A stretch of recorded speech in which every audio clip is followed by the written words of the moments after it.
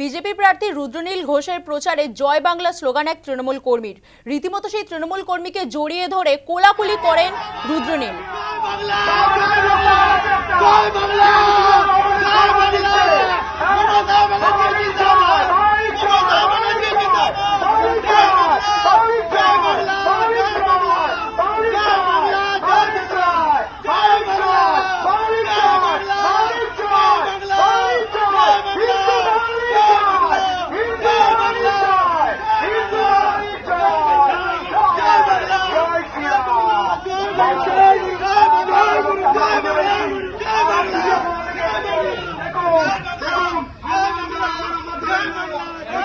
শিবপুরের BJP প্রার্থী রুদ্রনীল ঘোষ, ঘটনা হাওড়ায় ৯ নম্বর ওয়ার্ডের। রুদ্রনীলকে দেখে জয় বাংলা স্লোগান দেয় সেই তৃণমূল কর্মী এবং মেজাজ না হারিয়ে জড়িয়ে ধরেন রুদ্রনীল। তারপরই শটান গালে চুমু।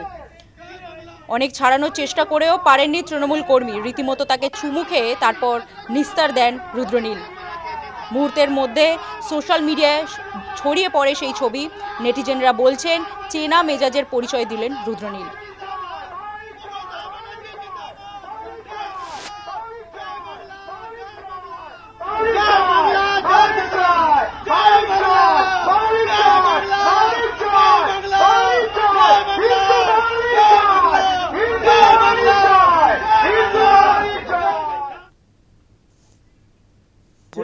আরে এনাকেই তো টিকিট দেওয়ার কথা ছিল।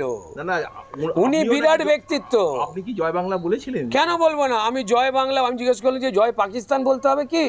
আপনি তো জয়, আচ্ছা জয় আমি বলি জয় বাংলা বলছেন, বলুন, কোনো অসুবিধে নেই, জোরে জোরে বলুন। আমি ওনার হাত ধরে তুলে বলেছি, বলুন, জোরে বলুন, কিন্তু জয় ভারতও তো বলুন। তৃণমূল ভারত বিরোধী, এটা না প্রমাণ করে দিয়েছে তারা। ভারতবর্ষের আইন মানেন না, কানুন মানেন না তারা। মানে জয় বাংলাদেশ লেখেন, লাভলি মৈত্র লিখছেন বাংলাদেশের কথা। এটা খুব দুর্ভাগ্যের। আমার যে ওই তৃণমূলী ভাই যে তৃণমূলের হয়ে গিয়ে চুরিকে সমর্থন করে, আমার তার হয়ে কষ্ট রয়েছে। রানা চ্যাটার্জির দেখে শেখা উচিত। উনি কিরম একা একা ঘুরছেন, রানাবাবু একা ঘুরতে পারছেন না।